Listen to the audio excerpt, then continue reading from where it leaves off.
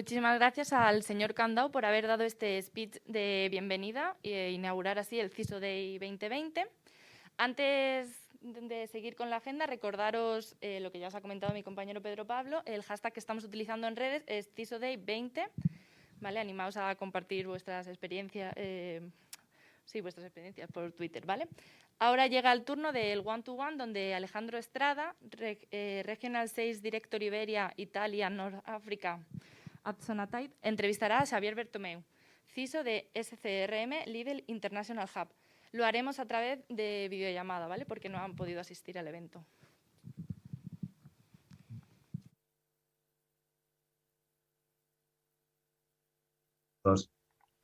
Muy buenos días a todos, ¿no? Es interesante esta modalidad, ¿no? Creo que todos estamos en partes diferentes del mundo, Xavi, ¿no? Tú estás en Barcelona, yo estoy en Londres y es presentando en un evento de Madrid, ¿no? Entonces, este mundo de COVID-19 ha cambiado todo, absolutamente, ¿no? Oye, antes que nada, muchísimas gracias, Xavi, por tu tiempo, ¿no? No sé si antes de empezar nos puedas dar un poco una idea de qué es lo que hace Lidl International Hub, ¿no? Porque la inmensa mayoría de todos nosotros conocemos, ¿no? Lidl, ¿no? Como una de las empresas más grandes, ¿no? De retail, pero creo que pocos sabemos qué es lo que hace el International Hub, ¿no? Entonces, no sé si Vale, nos... sí, por supuesto, para eso estamos. El Lidl International Hub, SCRM Lidl International Hub, básicamente es la empresa encargada de trazar la estrategia digital de Grupo Lidl, ¿no? No solo Lidl, no solo Lidl Internacional, sino empresas del grupo SBARS, ¿no? Que digamos que es el grupo grande, ¿no? Que engloba Lidl y otras empresas de grupo.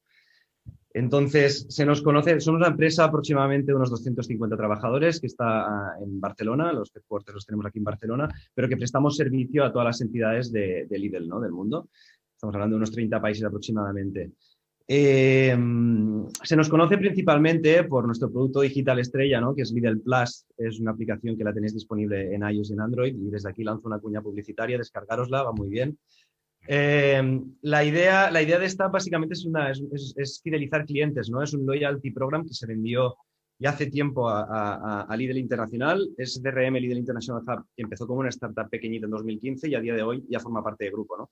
Ha ido creciendo de una forma muy exponencial y la verdad es que ha sido un éxito sin precedentes, ¿no? Pero no solo tenemos Lidl Plus App, ¿no? Hay más productos digitales. Tenemos a Big Data Platform, ¿no? Que nos permite generar dashboards, algoritmos de inteligencia artificial que nos permiten de alguna forma detectar behaviors de compra, ¿no? Y en función de esto targetizar a los clientes de una forma o de otra, con cupones, ofertas.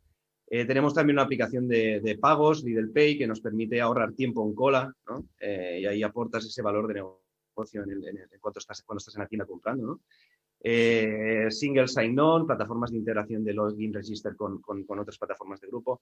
Con lo cual, bueno, el ecosistema del Hub Internacional de Lidl cada vez es más grande, está creciendo de una forma abrumadora, diría yo. Y aquí estoy yo, liderando el Departamento de Seguridad de la Información desde hace 6 meses. Perfecto. No, ahora, como responsable de la seguridad de una plataforma digital, ¿no? Que da servicio a millones de usuarios, múltiples países, ¿no? Como mencionaste, 30 países.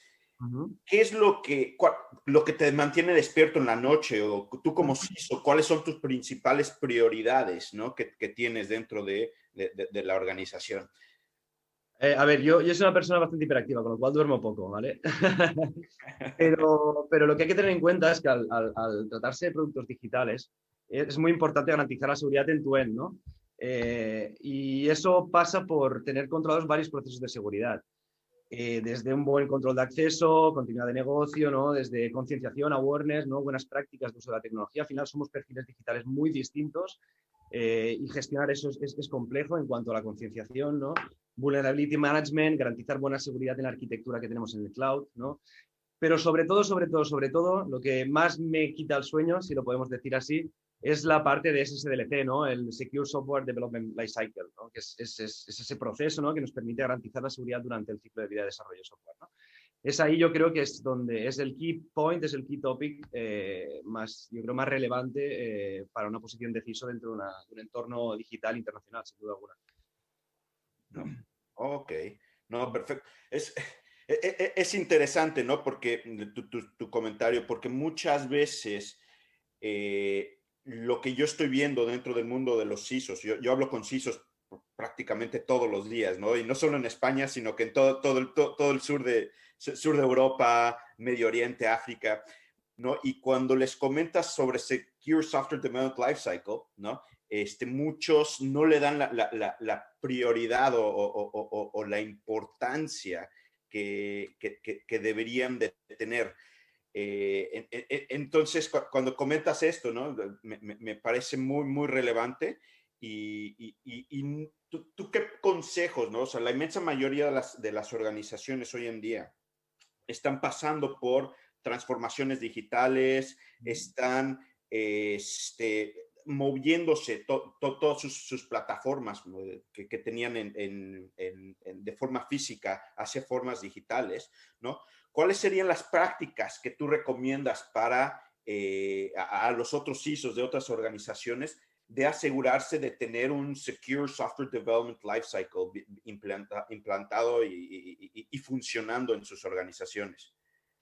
Bueno, aquí yo creo que la pregunta es bastante extensa. Intentaré reducir la respuesta al máximo posible, pero yo creo que siempre explico lo mismo. Siempre digo que la seguridad, existe la seguridad reactiva y defensiva, ¿no? Y la seguridad más proactiva. Entonces, sin duda está muy bien tener herramientas, ¿no? Que te ayuden a detectar vulnerabilidades durante el ciclo de vida de desarrollo de software.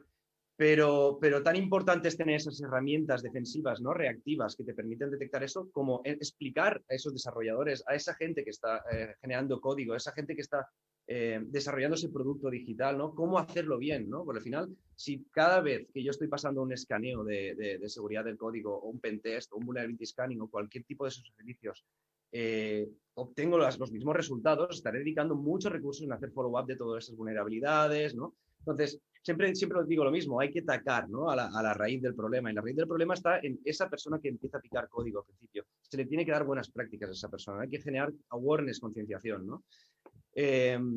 Yo siempre pongo el ejemplo, ¿no? De que tenemos que tener en cuenta que hay que recordar que el 90% de ataques del mundo son por phishing. Entonces, nos pensamos muchas veces, ¿no? Que hay un hacker allí entre cuatro paredes, a oscuras, intentando con su botnet, intentando generar... No, es que es mucho más sencillo. O sea, el 90% de ataques del mundo son por phishing. Y si estos ataques prosperan, ¿no? Es porque alguien clica en el enlace o descarga ese archivo malicioso. Con lo cual, si la gente fuese consciente y supiera detectarlos, si lo explicáramos mejor, si educáramos mejor, ¿no? El mundo sería mucho más seguro, sin duda alguna, por supuesto.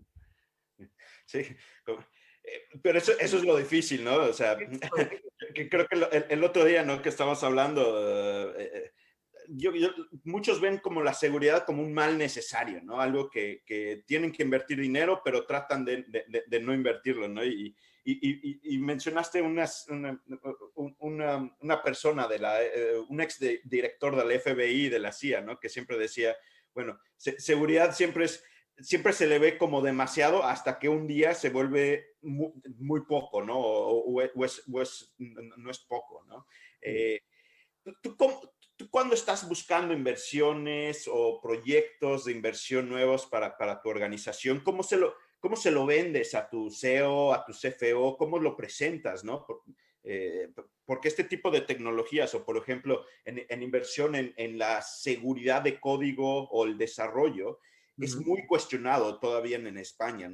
Muy pocas organizaciones están invirtiendo en el desarrollo de prácticas de seguridad, ¿no? En el código, lo cual es muy irónico porque todos están buscando ir a plataformas digitales, a transformaciones digitales, pero no están invirtiendo en la seguridad del desarrollo del código que genera esas plataformas digitales, ¿no? O sea, tú al ser responsable de esta plataforma digital tan grande, ¿no? De la seguridad, ¿cómo se lo presentas a tu CEO y CFO para conseguir ese dinero para hacer tu plataforma más segura?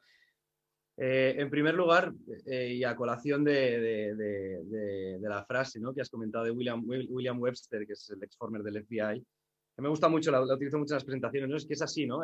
Realmente la seguridad no es un must en las organizaciones hasta que desafortunadamente se produce un ciberataque, ¿no? Y somos ciudadanos de segunda aún, y en este sentido queda mucho camino por recorrer. Yo creo que eso es así, la realidad es esta, ¿no? Ejemplos hay muchos. Yo creo que el caso más sonado de los últimos tiempos ha sido la aplicación Zoom, ¿no? Que ha sido a raíz de todas esas vulnerabilidades que se han ido detectando, ¿no? Por la comunidad hacker, por la comunidad de ciberseguridad. La empresa ha empezado a trazar una estrategia de ciberseguridad, ¿no?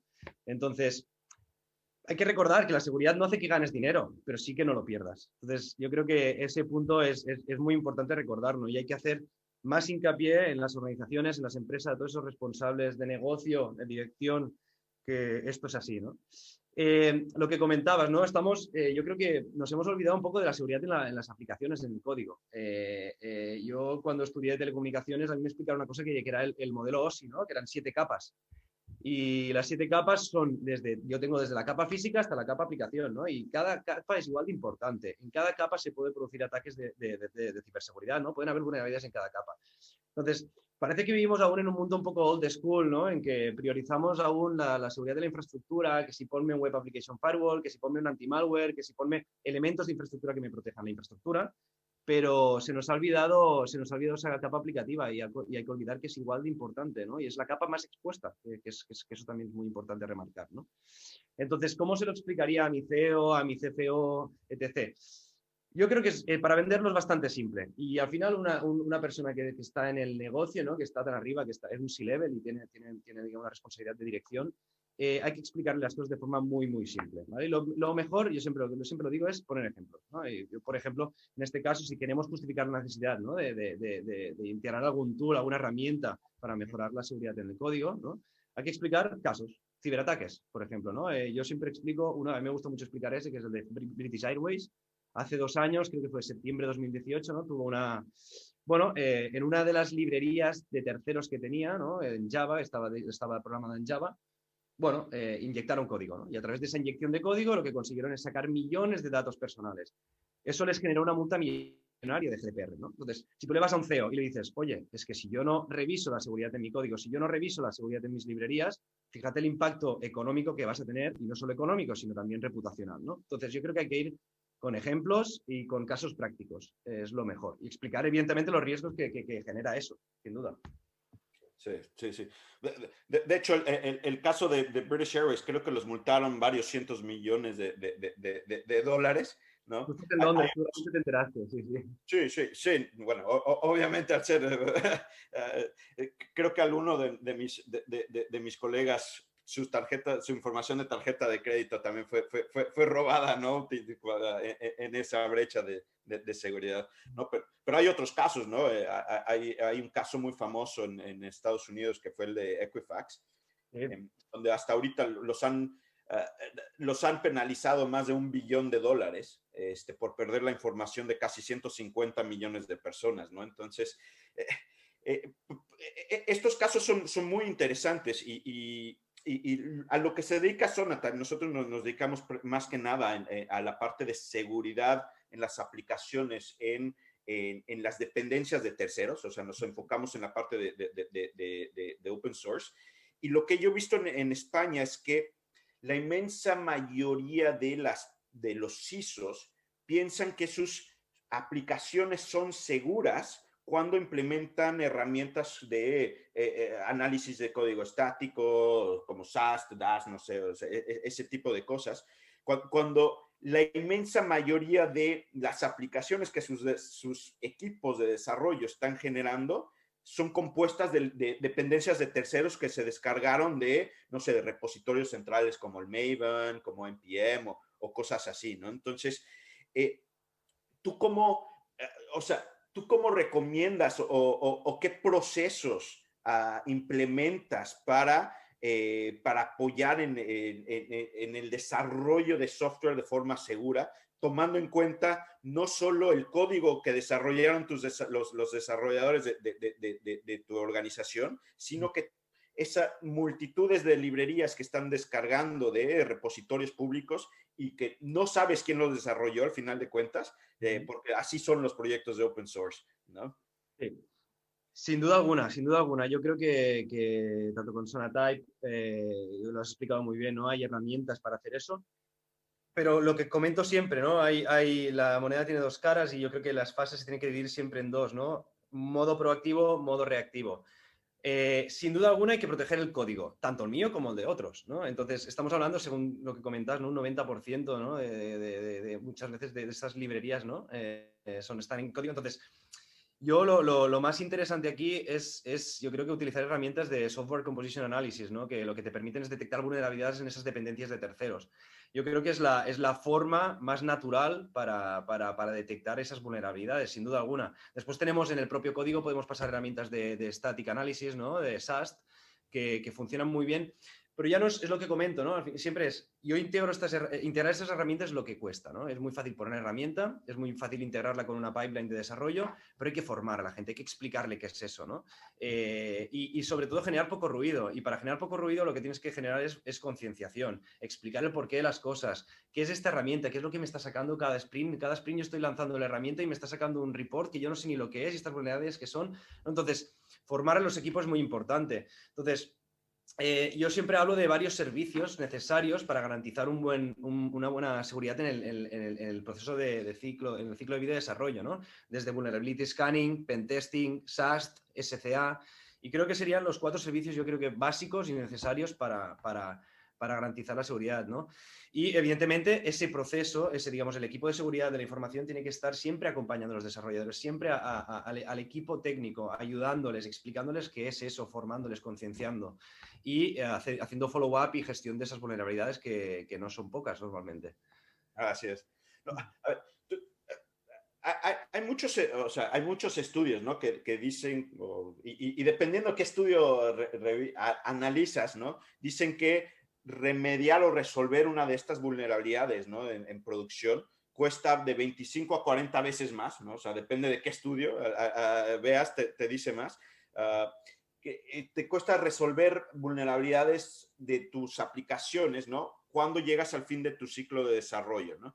Entonces, lo ideal sería encontrar y resolver las vulnerabilidades al principio del ciclo de desarrollo, ¿no? El famoso shift left, ¿no? Dentro del mundo de desarrollo. Pero eso, ¿cómo educas, ¿no? A los equipos para remediar estas vulnerabilidades desde el principio del ciclo de desarrollo y no al final, ¿no? Sin duda, son cifras muy altas. Estamos hablando de que 1 hora de desarrollo antes de salir a producción son 20, 40 horas cuando estoy ya en producción. Estamos hablando que, y esto, imaginaros, ¿no? Los costes, tiempo y recursos que esto implica. Además que del riesgo, ¿no? Que existe ese riesgo, que esa vulnerabilidad ya está en producción, ¿no? Entonces, hay que poner esas cifras. A los comités de dirección, a los executive reports, hay que poner esas cifras. Hay que explicarles a los CEOs, hay que explicarles a los CIOs, a quien sea, estas cifras para justificar la necesidad, ¿no? Entonces, hay varias formas de concienciar a los equipos, ¿no? Desde trainings online, de best practices in coding para tecnologías específicas, hay guidelines de desarrollo, en la UASP hay alguna que está muy bien, ¿no? Está muy bien también crear una community de security champions, esto lo hice en mi anterior empresa y ahora lo estoy implementando, ¿no? Y consiste en poner una semillita, ¿no? En cada equipo, una persona que se encargue de evangelizar la seguridad en cada equipo, ¿no? Y entonces el spread de ese knowledge se hace mucho más rápido. Sesiones específicas recurrentes donde les expliques a los empleados cuáles son las best practices, etc, etc. Pero básicamente, si te fijas, es formar, concienciar, que es lo más importante, creo yo. Mencionaste algo muy interesante, ¿no? El de presentar al board, presentar al CFO, pero yo lo que he visto es que la relevancia y la posición de un CISO dentro de una organización va variando de industria a industria, ¿no? A veces el CISO le reporta, no sé, al CEO, a veces el CISO va directamente al board de directores, o a veces al Chief Risk Officer, o a veces al COO. O sea, ¿tú dónde ves la figura del CISO dentro de una organización, ¿no? O sea, ¿cuál crees que debería de ser la posición del CISO dentro de todas las organizaciones? Sí, la verdad es que el ecosistema es variopinto y la figura del CISO aún no está muy bien posicionada, ¿no? Yo creo que queda mucha madurez aún por hacer. Pero yo siempre yo creo que lo pongo en 2 situaciones distintas al CISO, ¿no? Yo creo que lo que más se está viendo últimamente, lo que más se ha visto en los últimos tiempos es el CISO reportando al CIO. Lo que pasa es que esta fórmula genera mucho ruido. Al final hay un conflicto de intereses importantes, ¿no? Y el CISO puede ser que no tenga la autonomía suficiente. Yo creo que esa fórmula es la que deberíamos ir poco a poco ir cambiando, y quizás aquí hay algunos que me quieren matar, pero es que es así, o sea, hay poca autonomía, ¿vale? La buena para mí, desde mi punto de vista, es que el CISO reporte a alguien que tenga poder sobre el negocio, ¿vale? Y este suele ser el CEO. Ese es mi caso. Yo reporto a CEO, yo tengo un doble report, reporto a CEO y a CTO, ¿vale? Entonces es mucho mejor para poder trazar la estrategia de seguridad, ¿no? Ese reporting directo te permite explicar mejor los riesgos sobre el negocio, es más fácil tomar decisiones, ¿no? Y sobre todo conseguir budget para tu programa. Entonces yo creo que como más cerquita estemos del comité de dirección, como más cerquita estemos de negocio, mucho mejor para tomar decisiones y más autonomía para el CISO, sin duda. Definitivamente, de acuerdo contigo, ¿no? Y espero que algún día, y con todos los marcos legales que se están creando, ¿no? Y todo eso, algún día todos los CISOs sean parte integral del board de directores, ¿no? Y puedan hacer todo ese impacto, ¿no? Dentro de las organizaciones, porque a final de cuentas es un rol y una posición que cada vez es más importante dentro de las empresas, ¿no? Por último, y creo que ya nos está comiendo un poco el tiempo, ¿no? Tú como CISO y como evangelizador de la seguridad de las aplicaciones, ¿no? Porque eso es lo que más, a lo que más te dedicas, ¿no? O sea, ¿qué mensaje le darías, a final de cuentas, a todos tus colegas que te están viendo y alrededor del mundo, ¿no? Porque no solo en España nos están viendo, sino en Latinoamérica y demás, ¿no? Sobre las prácticas de seguridad en desarrollo de aplicaciones. ¿Hay algún mensaje que quieras dejar y enfatizar y crear más conciencia, ¿no? Como líder de pensamiento y como evangelizador de la seguridad de aplicaciones? Bueno, yo sobre todo el mensaje yo creo que lo he ido repitiendo bastante, ¿no? durante esta sesión, y es que la seguridad reactiva es muy importante, pero no nos olvidemos de la proactiva. O sea, hay que formar, hay que explicar a los equipos, ¿no? Cuáles son las buenas prácticas. Hay muchas por ahí. Entonces, yo creo que ese punto, la evangelización precisamente consiste en eso, ¿no? En explicar, en ser capaz de traducir un mensaje incluso muy técnico de cybersecurity, muy low level, ¿no? A alguien que quizás no lo sabe aún o lo tiene que saber. Entonces, yo creo que hay que empezar a formarse un poco, ¿no? en esas buenas prácticas, ¿no? Empezar a ser capaces de poder explicar eso a los equipos de desarrollo, a los equipos técnicos. Yo siempre hablo desde mi punto de vista, desde mi negocio, ¿no? Que es el mundo digital. Entonces, evidentemente, cada sector, cada CISO distinto, un CISO de distinto sector quizás tiene otro tipo de roles en sus equipos, entonces lo haría de forma distinta, ¿no? Pero en el sector digital, sin duda alguna, se producen productos digitales y la gente que produce productos digitales son desarrolladores y esos desarrolladores se les tiene que explicar, ¿no? Entonces, buscad herramientas, buscad fórmulas para explicarlo, tenéis que estar siempre cerca, ¿no? de los equipos, intentad sentaros con ellos y explicarles las cosas, que vean que el CISO está de su lado, ¿no? Que no somos malos. Yo creo que también existe, ¿no? Aún esa imagen del CISO malo, ¿no? Del policía, ¿no? Y es el malo y ahora no me deja sacar esta release y no sé qué. No, al contrario, lo que queremos es hacer las cosas bien para que todo vaya mejor, ¿no? Y tener menos problemas cuando estemos en producción en un Go Live. Entonces, mi mensaje es concienciad, evangelizad al máximo posible, porque realmente eso es lo que garantizará la seguridad sobre la confidencialidad, integridad y disponibilidad de los datos de vuestra compañía. Evangelizad, sin duda alguna. Maravilloso. Perfecto, Xavi. Por desgracia se nos ha acabado el tiempo, pero vamos si les interesa un poco más de conocer de la parte de seguridad en aplicaciones y el Software Composition Analysis, que es el que se enfoca dentro del mundo de aplicaciones de seguridad, yo en unos minutos, en 45 minutos, creo, voy a estar presentando un poco más del Software Composition Analysis, ¿no? Por si les interesa. Y bueno, les quisiera agradecer a todos por su tiempo, especialmente a ti, Xavi, ¿no? Por compartir tu experiencia y tus conocimientos, ¿no? Y espero que algún día nos podamos ver físicamente, ¿no? Cuando todo el COVID-19, ¿no? se levante y podamos comenzar a viajar de nuevo, ¿no? Por supuesto, lo mismo por mi parte. Muchas gracias a todos, a ti, Alejandro, a la organización Cybersecurity News por invitarme. Creo que ha sido un foro muy interesante. Yo creo que es un tópico que está en auge, que se está empezando a hablar de lo que es un SCA, ¿no? Y sobre todo remarcar que cuando alguien os pregunte cómo justificar, cómo integrar un SCA, un Software Composition Analysis, pensad en esa persona que os llama al timbre de casa, ¿vale? ¿Verdad que preguntáis quién es? ¿Verdad que miráis por la mirilla? Pues lo igual con el código. Ese código que viene de fuera hay que revisarlo antes. Me encanta tu mensaje. Muchísimas gracias, Xavi. Gracias a todos. Feliz abrazo. Hasta luego.